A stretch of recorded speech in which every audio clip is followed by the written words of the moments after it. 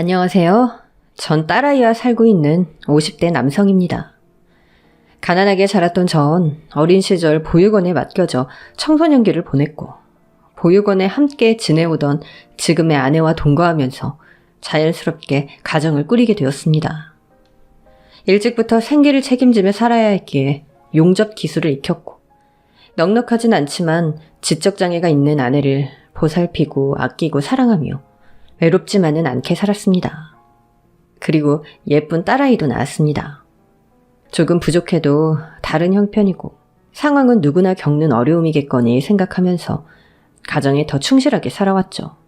게다가 예쁜 딸이 생기면서 가족의 소중함을 깨닫고 살았습니다. 아내가 지적장애가 있다는 건 보육원에서부터 알고 있었고 어릴 적부터 가장 소중한 친구였기에 익숙한 사이였습니다. 사람들이 아무것도 모르고 저와 아내를 불행할 거라고 불쌍하게 보는 시선들과는 달리 전 어릴 적 가장 가까운 벗이었기에 불행할 게 없었습니다. 그저 생활하는데 조금 더 신경 쓰고 챙기는 일이 많다는 점 말고는 불편할 것도 없었죠. 딸아이가 점점 클수록 엄마를 이해하도록 바르게 교육했고 어느새 초등학생이 된 딸도 엄마와 친구처럼 저보다 엄마를 더 잘 챙길 줄 아는 효녀가 되었습니다. 딸아이에게는 미안하면서 늘 고마웠죠. 아빠, 내일은 제가 엄마랑 오후에 마트 가서 장 봐올게요. 그래줄 수 있어? 내일 아빠가 일 끝나는 대로 최대한 빨리 올게. 그럼 이제 장 보는 일이 숙제보다 쉽다니까. 엄마랑 같이 저녁 식사 만들 거야? 뭐 맛있는 거 해주려고? 미역국이랑 부침개랑. 아빠 또 뭐 먹고 싶어요? 미역국? 아빠는 우리 딸이 해주는 건 다 먹고 싶지. 부침개랑 동그랑땡이랑 케이크. 케이크? 여보, 케이크 먹고 싶어요? 아빠, 내일 생신이잖아요. 내가 엄마한테 아빠 생일이니까 장 봐서 생일 파티 하자고 했거든요. 생일 파티 축하해야지. 생일 축하합니다. 케이크 초도 불고 축하합니다. 아, 내 생일이구나. 아이, 그래, 고마워. 내일 저녁 기대되는데. 우리가 다 준비해둘 거야. 신난다. 언제부턴가 딸이 점점 커가며 우리 가족의 행복은 몇 배로 더 커져만 갔습니다. 일이 고되고 힘들어도 아내와 딸을 생각하면 어려울 게 없었죠. 그리고 그날 저녁 아내와 딸은 제게 머리에 꽃갈모자부터 씌워주었습니다. 딸아이는 케이크에 초를 꽂고 불을 붙였습니다. 아내는 생일 축하 노래를 부르기 시작했죠. 저보다 더 행복한 미소로 열심히 박수 쳐주는 가족들을 보며 저 역시 너무 기쁘고 흐뭇했습니다. 딸아이는 급히 방에서 무언가 가지고 나와 제게 건네주었습니다. 아빠 생신 축하드려요. 어서 풀어봐. 이게 뭐야? 생일 선물도 있어? 이렇게 맛있는 케이크에 맛있는 식사면 아빠는 충분한데. 아빠 빨리 풀어봐요. 축하해요. 와, 손가락 장갑이네. 겨울에 아빠 이럴 때 손 시려울까봐 엄마가 장갑 골랐어요. 내가 골랐어요. 좋아하는 색깔은 노랑. 노란색 장갑. 아빠, 엄마랑 절 항상 아끼고 사랑하고 챙겨주셔서 감사합니다. 평생 동안 우리가 늘 생신 챙겨드릴게요. 엄마와 딸, 올림. 생일 카드까지 읽어주며 생일을 챙겨주는 딸과 아내 덕분에 눈시울이 뜨거워졌습니다. 남부러울 것 없는 행복한 일상이었죠. 그렇게 소소한 일상 행복으로 저는 더 힘내며 가정을 꾸려나갔습니다. 그러던 어느 날 급하게 처리해야 하는 업무로 주말에도 일을 하게 되었습니다. 그날도 어김없이 딸에게 엄마를 잘 챙기라고 당부하고 출근을 했죠. 아빠 일하고 계세요? 엄마와 근처 백화점에 구경 가서 놀다 오려고요. 그래, 아빠가 주말에도 일하느라 우리 딸이랑 엄마랑 같이 시간을 못 보내서 미안하네. 아빠 일 끝나는 대로 빨리 갈게. 엄마랑 맛있는 거 사 먹고 잘 놀고 들어와. 네, 걱정 마시고 일 마치고 빨리 오세요. 업무가 많아서 용접 작업을 하느라 몇 시간이 흘렀는지도 모르고 정신이 없었습니다. 일의 특성상 진동이 되어 있는 핸드폰을 습관적으로 확인했습니다. 딸아이가 문자를 보낸 시각 오후 3시. 엄마와 백화점에서 점심도 먹고 아이스크림도 사 먹고 논다며 사진과 문자를 보내왔더군요. 딸아이에게 문자 답장을 해두고 남은 작업을 하고 있었습니다. 시끄러운 기계음 속에 전화 수신음을 들을 수 없기 때문에 항상 진동을 해두고도 확인하기 쉽지 않아 때마다 직접 전화를 확인하는 습관이 생겨버렸죠. 엄마, 방금 아빠한테 문자 남겼더니 엄마랑 더 재미있게 놀고 저녁 전에 집에 들어오라고 답장 왔어. 그래? 지금 몇 시인데? 저녁 아니잖아. 우리 저기 가보자, 저기. 재밌는 거 하나 봐. 사람들이 많네? 누구 연예인이라도 왔나? 연예인, 나 연예인 보고 싶다. 가보자, 빨리. 알겠어, 엄마. 나도 연예인 보고 싶어. 와, 저기 저 사람 연예인인가 봐. 빨리 가보자, 빨리. 엄마, 우리 사인 받자. 사인해주려고 온 것 같은데? 저기서 줄 서야 돼, 엄마. 근데 나 화장실부터 갈래. 나 급해. 그래? 저기 화장실 보이지? 같이 가줄까? 나 여기 줄 서야 되는데. 엄마, 혼자 다녀올 수 있지? 저기 바로 보이잖아. 내가 여기서 줄 서서 보고 기다리고 있을게. 금방 다녀올 수 있어. 금방 다녀올게, 금방. 저기 화장실 보이지? 빨리 갔다 와, 엄마. 주말에도 일을 하다 보면 한 만큼 모두 돈을 벌어가다 보니 그날도 바쁘게 일을 하고 있었습니다. 그러다 오후 5시쯤 기계 소음을 뒤로 하고 습관처럼 핸드폰을 확인했습니다. 엄청나게 걸려온 딸아이의 부재중 전화와 모르는 번호들이 찍혀 있었습니다. 순간 뭔가 일이 생겼구나 불안감이 엄습해왔고 서둘러 딸에게 전화를 걸었죠. 딸, 왜 그래? 무슨 일 있어? 아빠, 엄마가 없어졌어요, 백화점에서. 엄마가 없어져가지고 백화점에서. 뭐? 차근차근 말해봐. 지금 어딘데? 다급해진 마음에 하던 업무를 중단하고 부랴부랴 경찰서로 갔습니다. 딸은 울고 있었고 경찰이 제 신원을 확인하고 실종 신고를 하겠냐고 하더군요. 너무 경황이 없던 저는 딸과 경찰을 통해 상황 설명을 듣게 되었습니다. 백화점에서 연예인 팬사인회를 구경하려고 줄을 서 있던 딸, 그리고 잠시 화장실을 다녀오겠다는 아내. 딸이 한참을 기다려도 엄마가 오지 않자 화장실로 들어가서 다 찾아봐도 엄마가 안 보여서 붐비는 인파 속에서 혼자 엄마가 갈 만한 장소들을 계속 찾아다녔다고 합니다. 불안한 마음에 아빠에게 전화를 수없이 걸며 딸은 백화점 분수대에서 아이스크림을 먹고 놀았던 게 생각이 나 그 근처에서 엄마를 계속 찾으며 엄마 휴대폰으로도 전화를 걸었지만 전화는 부재중 상태였고 그때 분수대에서 엄마의 휴대전화를 발견했다고 합니다. 아무리 더 찾아봐도 엄마의 모습을 찾을 수 없게 되고 아빠인 저와도 통화가 되지 않자 딸은 도움을 요청했고 결국 경찰서까지 와 있게 된 상황이었습니다. 아빠, 다 나 때문이야. 내가 엄마랑 같이 화장실에 다녀왔더라면 이런 일이 없잖아요.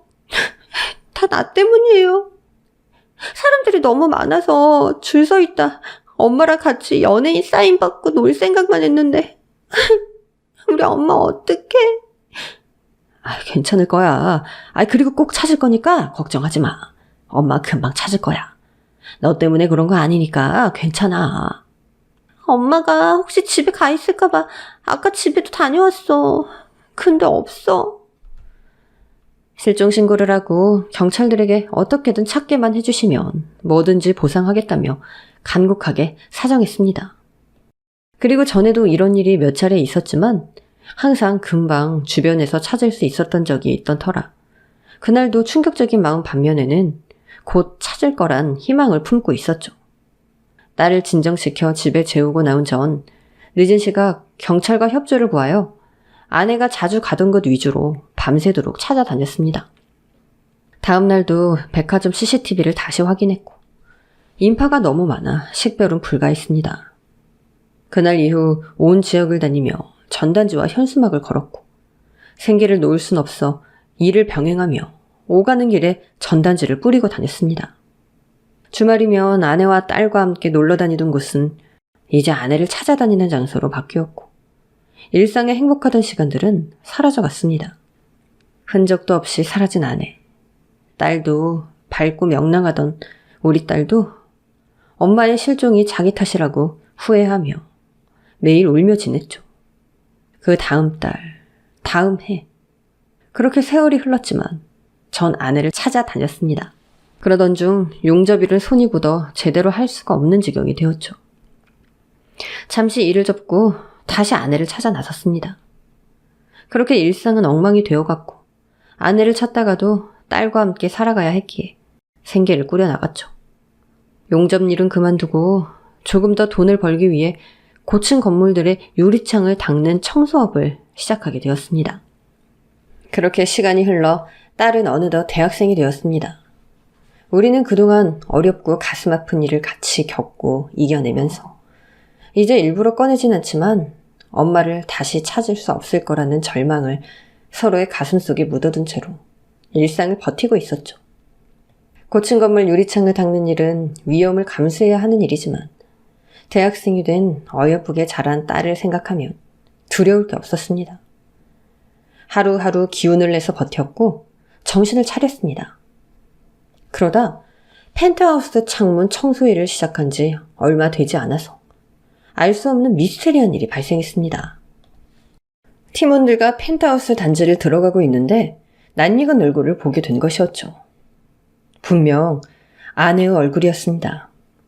다시 확인하려고 그 여자에게 다가가려는 순간 대기에 있던 차를 타고 단지를 빠져나가는 바람에 그렇게 환영을 본 것처럼 스치고 말았습니다. 무엇인가 홀린 듯 그날은 일이 손에 잡히지 않아서 겨우 일을 마칠 수 있었습니다. 어디선가 봤던 기억이 있는데 충격적인 상황을 잘 벗어나지 못하면 환영 같은 거나 환청이 들리기도 한다고 말이죠. 혹시 내가 그런 건가 의심도 했습니다. 너무나도 아내와 닮은 모습이 머릿속을 떠나지 않고 있었기 때문입니다. 저녁도 먹는 둥 마는 둥 하고 생각에 잠겨 있을 때 딸아이가 제게 말을 걸어 정신이 들었죠. 아빠, 요즘은 어디서 일해요? 너무 위험하면 그만둬. 나도 알바하니까 아빠도 좀 쉬어도 돼요. 아빠는 걱정 마라. 요즘 펜트하우스 건물에서 여러 집들을 맡아서 일하는데 수입을 잘 챙겨줘서 어렵지 않게 일하고 있어. 염려할 일 없다. 네가 학교 공부에 알바까지 하느라 힘들지. 난 정말 괜찮으니까 아빠 이러는 거 위험하고 힘들면 꼭 쉬어요. 아빠는 우리 딸 덕분에 하나도 안 힘들어. 우리 딸만 바라보고 사는데 뭐가 힘들겠어?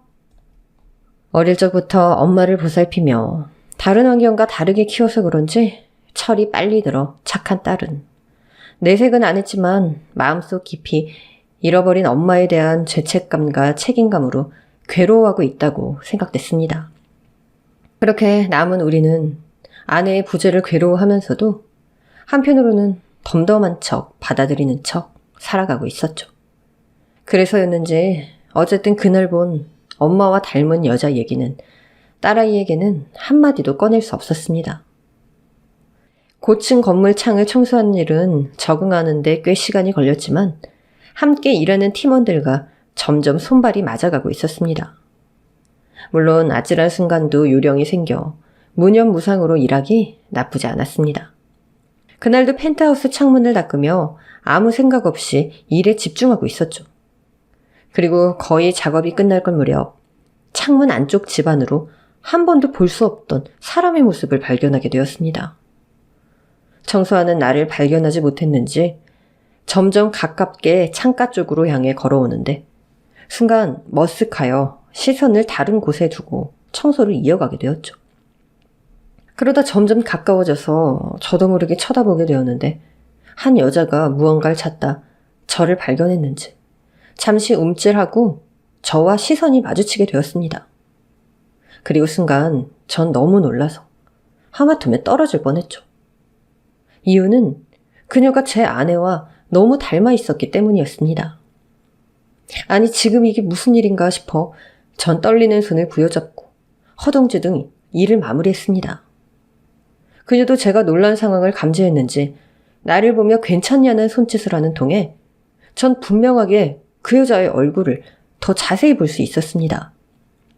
그날 밤 아내와 너무나도 닮아 있는 그 여자의 얼굴이 계속 떠올라서 참고 참다 딸아이와 이야기를 나누게 되었습니다. 아빠가 일하는 펜트하우스 말이야. 어딘지 알지? 응. 지난번에 아빠가 어디서 일하는지 얘기해줬잖아. 왜? 무슨 일 있어요? 아니 그게 오늘 청소를 마친 집이 있는데 청소하던 중 안에 사람이 있는 거야. 아빠랑 마주쳐서 놀랐어? 혹시 이러다 막 떨어질 뻔해서 다치신 건 아니죠? 아빠 그 일하시는 거 너무 걱정되니까 그만하시라니까. 아니 그게 아니고 그 여자 말이야. 그 집에 사는 사람이겠지? 나랑 눈이 마주친 여자가 있는데 그 집에 사는 여자? 아빠랑 눈이 마주쳤다고? 근데 왜요? 그 여자 얼굴이 말이야. 아니 그 모습이 너무 네 엄마랑 많이 닮았더라고.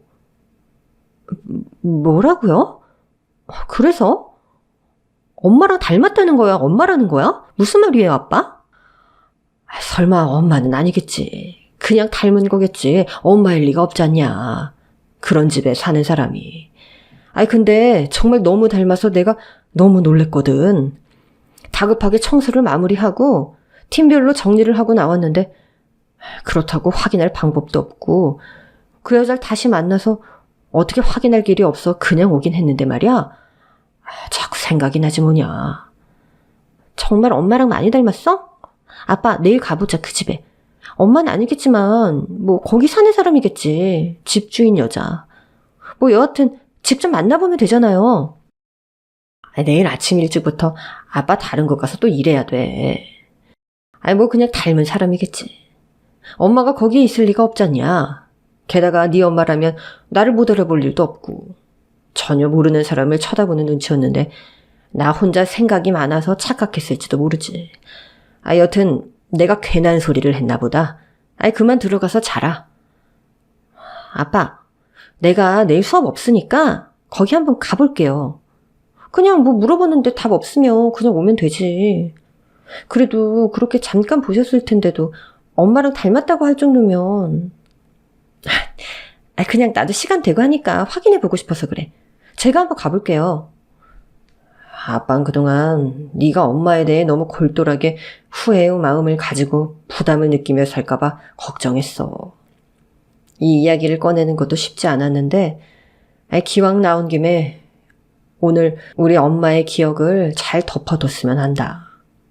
너나 나에게 상처로만 남아있지만 모두 네 탓이 절대 아니니까 제발 그런 후회의 마음이 조금이라도 있다면 무겁게 느껴진다면 우리 딸도 이젠 그만 내려놨으면 좋겠어. 그래서 아빠가 오늘 온종일 고심을 하다 이야기를 꺼낸 거야. 이젠 서로에게 좋은 엄마, 좋은 아내로 기억하고 편하게 엄마 얘기를 너랑 나눌 수 있으면 좋겠다는 생각이 들어서. 아빠가 우리 딸한테 정말 미안하고 고맙다. 그날 밤 아내의 얼굴과 닮은 그 여자에 대한 의문을 가지고 딸과 이야기가 시작되었지만 우리는 서로에게 무거웠던 마음을 조금이라도 털어놓을 시간이 되었던 것 같았습니다. 딸아이는 펑펑 울기 시작했습니다. 저 역시 눈시울이 뜨거워졌고 흐르는 눈물을 닦으며 정말 오랜만에 아이의 엄마 이야기를 나누게 된 것 같았죠. 아빠, 나 내일 그 집 가서 확인해 볼래요. 아빠 말대로 엄마는 아니겠지만 그냥 그래야 내 마음이 더 편안해질 것 같아요. 그리고 아빠 말씀대로 이제 엄마에 대한 자책도 조금은 덜 수 있을 것 같고요. 그래 알겠다. 너 마음 편한 대로 해라. 아빠는 그냥 이제 네 마음이 가장 걱정되니까 네가 너무 엄마에 대한 생각만 파고들지 않았으면 좋겠어. 아빠도 이젠 너랑 잘 사는 것만 집중해 보려고 마음 먹고 노력하고 있다.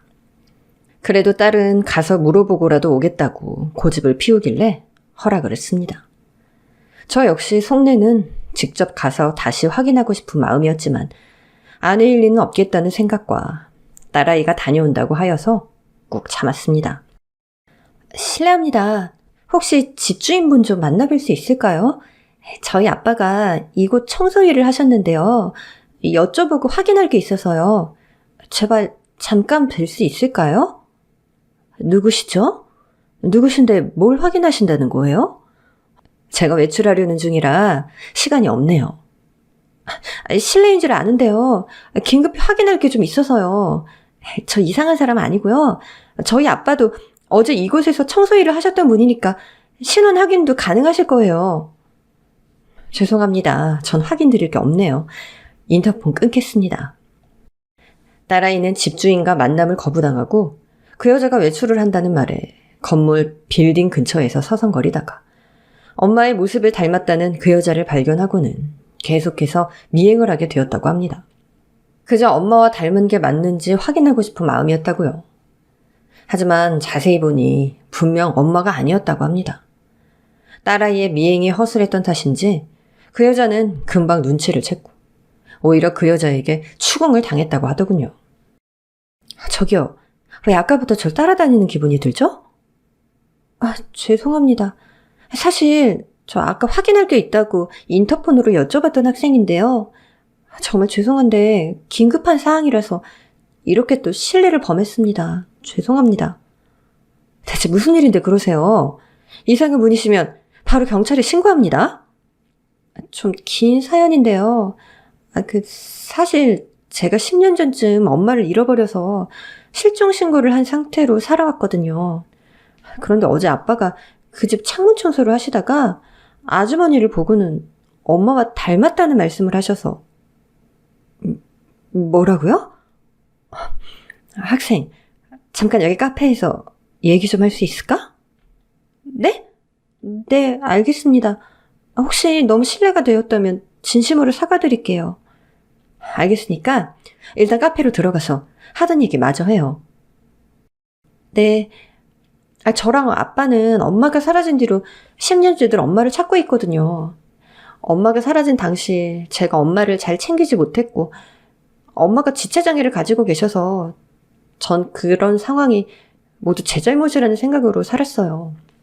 그래서 어제도 아빠가 엄마와 닮은 여자 얘기를 꺼내셨을 때도 너무 놀라서 오늘 꼭 제가 확인을 해보고 싶었습니다.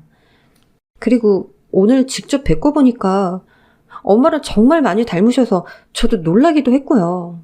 죄송합니다.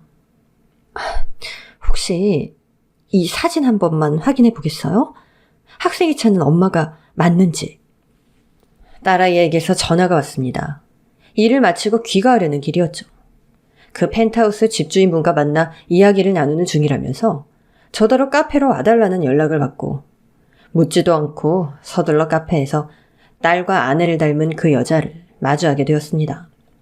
이쪽은 제가 말씀드린 제 아버지세요. 실례합니다.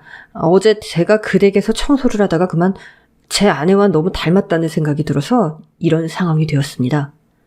그녀는 딸에게도 보여줬다는 사진을 꺼내 제게도 확인시켜 주었습니다. 분명 사진 속 여자의 얼굴은 제 아내의 모습이었습니다. 이게 대체 무슨 상황인지 의아하고 당황스러웠죠. 그리고 곧 놀라운 말을 들을 수 있었습니다. 이 사진 속 여자, 제 친언니예요.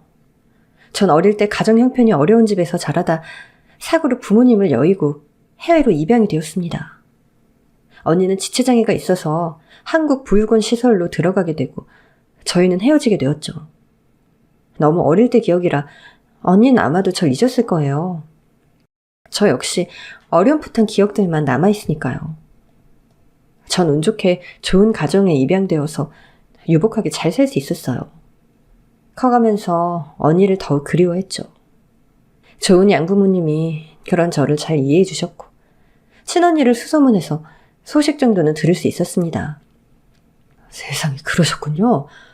그럼 언니가 보육원에서 저와 만나 결혼해 살고 있다는 것도 알고 계셨나요? 네, 언니가 성인이 된 이후 보육원을 통해 소식을 전해 들었어요. 그때는 언젠가 언니를 만나야겠다는 생각은 늘 있었는데 이후에 찾으려고 애쓰던 중 실종이 되었다는 사실을 알게 되었고 양부모님께는 알리지 않고 저 스스로 몰래 찾고 있던 상황이었습니다.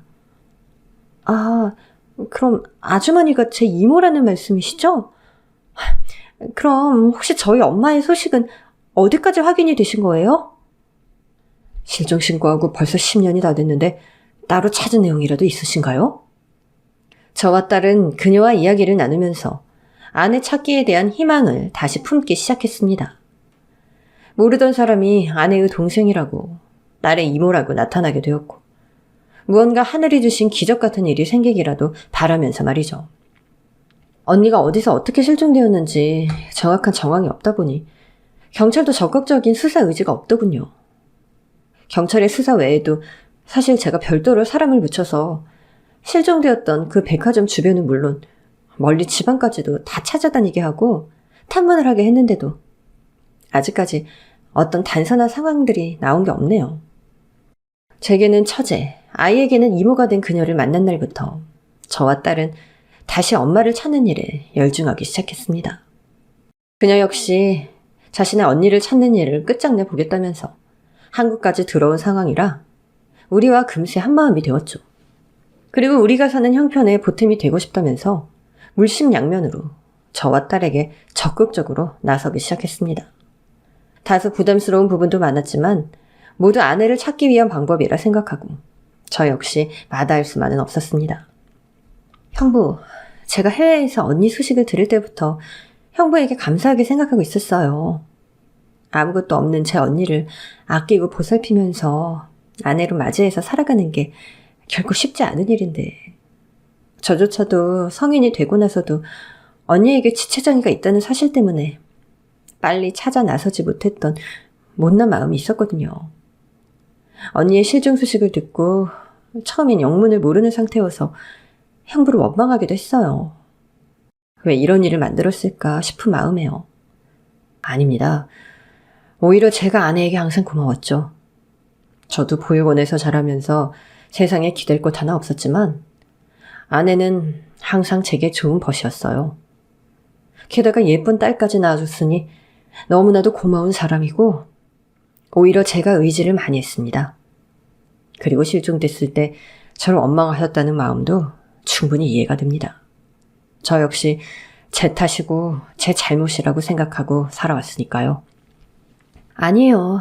지금은 그런 원망 없어요. 그땐 어렸고 당황스러운 소식을 듣게 되다 보니 누군가 원망의 대상이 필요했던 것 같아요. 그리고 늦었지만 이제라도 제가 조카와 형부에게 조금이라도 보탬이 되고 싶어요. 그러니까 그 험한 일은 이제 그만하세요. 언니를 찾을 때까지만이라도 제가 생활비를 보탤게요. 그래야 언니를 빨리 찾죠. 아유, 그래도 이렇게 많은 돈은 제가 받을 수 없어요.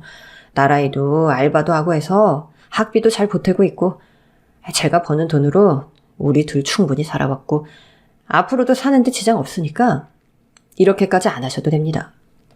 형부, 제가 좋은 양부모님 만난 덕분에 덤으로 분에 넘치게 받은 게 참 많아요.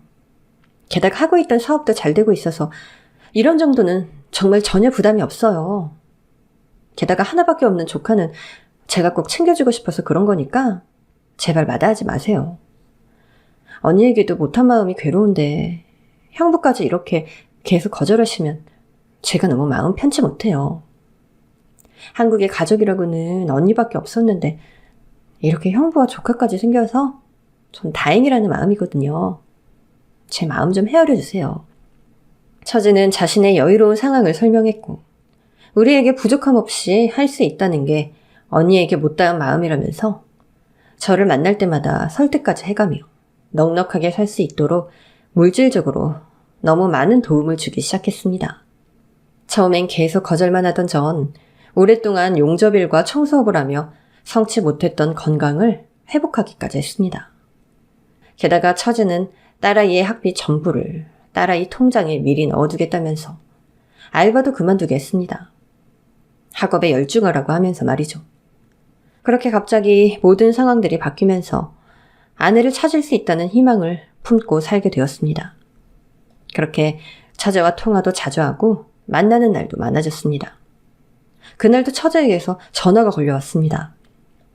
형부, 저 내일 제가 언니 찾는 일을 의뢰했던 사람들 데리고 지방에 다녀올지도 몰라요. 지방이 무슨 일로요? 언니 찾는 일이 지방에서 무슨 단서라도 있는 거예요? 아직 자세하게 전할 사항은 아니어서 제가 내일 직접 가서 확인해 보려고요. 내용 확인되면 바로 전화 드릴게요.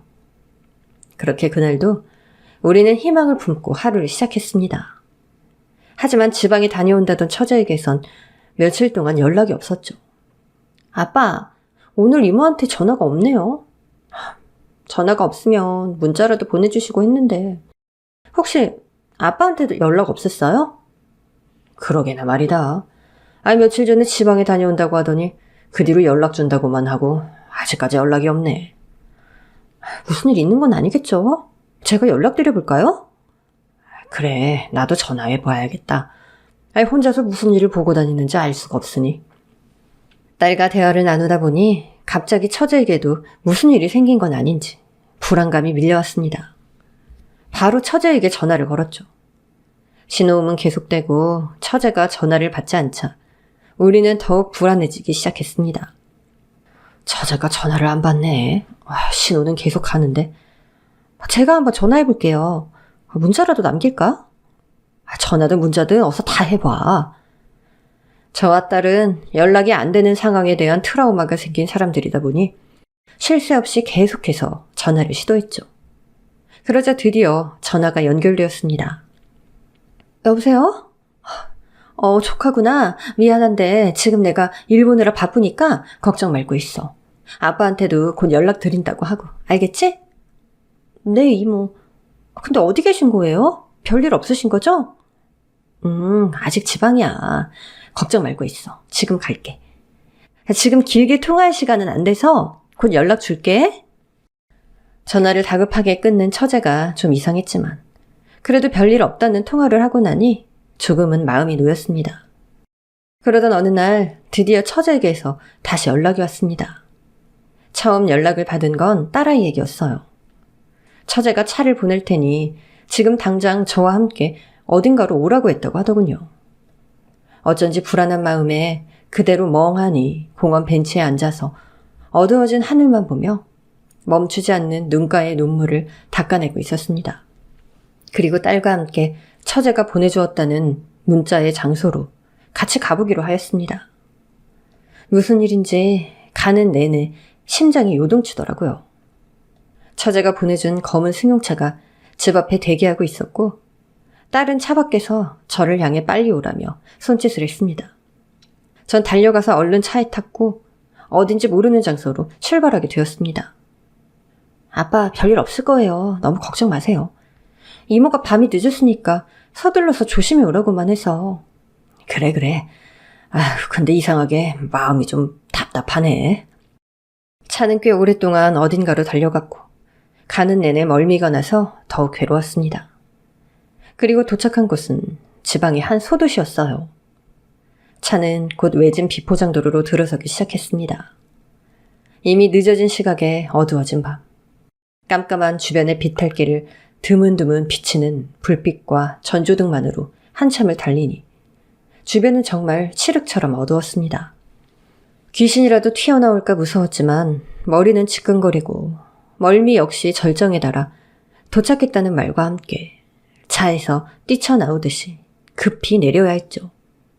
숨을 고르고 나니 그제서야 멀리 야외에 설치해둔 임시 조명등 같은 불빛들이 보였습니다. 공사장으로 보이는 넓은 부지에 불빛들이 띄엄띄엄 밝혀져 있었습니다. 차에서 내리자 처제와 몇몇 사람들이 모여 있었습니다. 우리를 보자 처제는 눈물을 닦으며 차분히 이야기를 시작했습니다. 어서 와요, 형부. 드디어 언니를 찾았어요. 뭐? 그게 정말이야? 어디 있는데? 지금 바로 만나볼 수 있나? 형부, 놀라지 말고 들어요. 여기 공사가 중단된 공사 현장에서 언니가 시신으로 발견되었대요. 그게 무슨 말이야, 처제? 농담이지? 말도 안 돼. 어디? 내 아내가 어디에 있다고? 형부, 그게 마음 잘 추스르고 들으세요. 언니가 저 땅속에서 발견이 됐대요. 정신이 혼미한 상태로 몇 번이고 했던 말을 되물으며 아내가 시신으로 발견되었다는 그 공사 현장을 바라보았습니다. 이미 아내의 시신은 부패나 훼손이 심한 상태였다고 했고 불행 중 다행히도 얼마 남지 않은 치아와 머리카락 등으로 신원이 확인되었다고 하더군요. 아내의 시신은 감식이 들어가야 했던 상황이다 보니 볼 수 있었던 상황도 아니었고, 처제도 이제는 범인을 찾는 게 더 급하다는 생각으로 단서를 찾아 일을 처리하고 있던 상황이었던 거죠. 우리 모두 그날 밤 너무 괴로웠고 망연자실했습니다. 아내가 얼마나 괴로웠을지를 생각하면 가슴이 타는 것처럼 아프고 힘들었습니다. 그 어떤 일도 손에 잡히지 않았고 밤에는 잠을 잘 수도 없었습니다. 그러나 처제는 언니를 잘 보내주기 위해서라도 꼭 범인을 잡아야만 한다며 힘든 심경에도 애를 쓰고 있었습니다. 그나마 아내의 시신을 찾은 것에 대해서는 다행이라고 생각하면서 사건이 미제로 남지 않도록 경찰에 잘 협조하며 결과를 기다릴 수밖에 없었습니다. 그리고 꽤나 오랜 시간이 흐른 후 마침내 용의자가 특정되었습니다. 밝혀진 사건의 정황은 정말이지 충격적이었습니다. 실종 당시 사람들로 붐비던 백화점 인파 속에 휩쓸렸던 아내는 길을 잃었다가 과거 유사한 전과를 가진 범죄자에 의해 어딘가로 끌려가게 되었다고 하더군요. 그리고 그 범인에 의해 몹쓸 짓을 당한 후 차디찬 시신으로 돌아오게 된 것이었습니다. 긴 재판 끝에 범인은 결국 종신형을 처벌받게 되었지만 행복했던 우리 가족의 일상은 모든 게 엉망으로 망가지고 말았습니다. 말도 안 되는 범죄에 아내를 잃게 된 저와 딸, 그리고 처제는 너무나도 큰 상처를 가슴에 담고 살고 있습니다. 정말 다른 세상의 일이라고만 생각했던 게 현실이 되니 혼란스럽더군요. 현재 저희 가족 모두는 처제의 도움으로 심리치료를 받고 있습니다. 점점 안정을 찾아가고는 있지만 아내의 일은 잊을 수도 잊혀지지도 않는 상처가 되었죠. 하지만 하늘에 있는 아내가 이런 모습을 바라진 않을 거라고 생각합니다. 힘들지만 남은 가족들끼리 서로를 챙기면서 남은 삶을 잘 버텨보려 합니다. 불행 중 다행인 것은 뒤늦게나마 만난 처제가 딸아이와 절 여전히 잘 챙겨주고 있다는 것입니다. 얼마 전에는 딸아이가 처제의 사업체에 취직도 했습니다.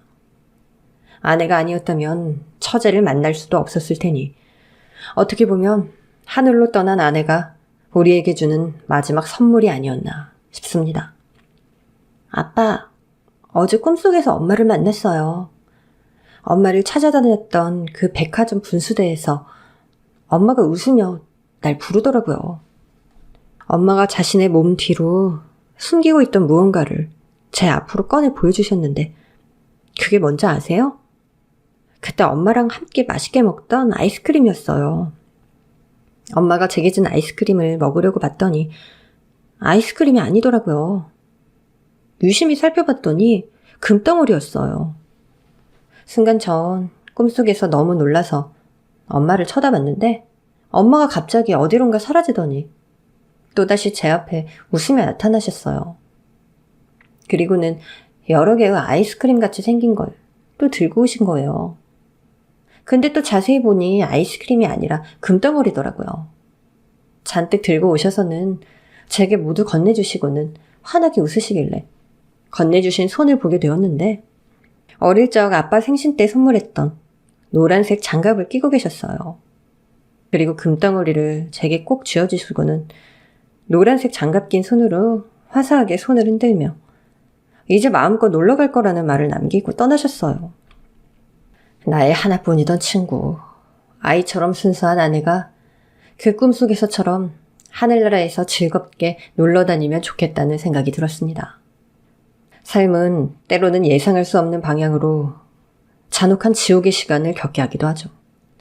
그렇지만 이겨낼 수 있는 고통만 주신다는 어떤 말씀을 기억하고 잘 버티면서 남은 가족들과 삶에 충실히 살아가 보려 합니다. 여러분들도 어떠한 어려움이 자신을 굴복시키는 일이 생기더라도 절대 좌절하지 않고 이겨나가시길 바라봅니다. 지금까지 긴 이야기 들어주셔서 감사합니다.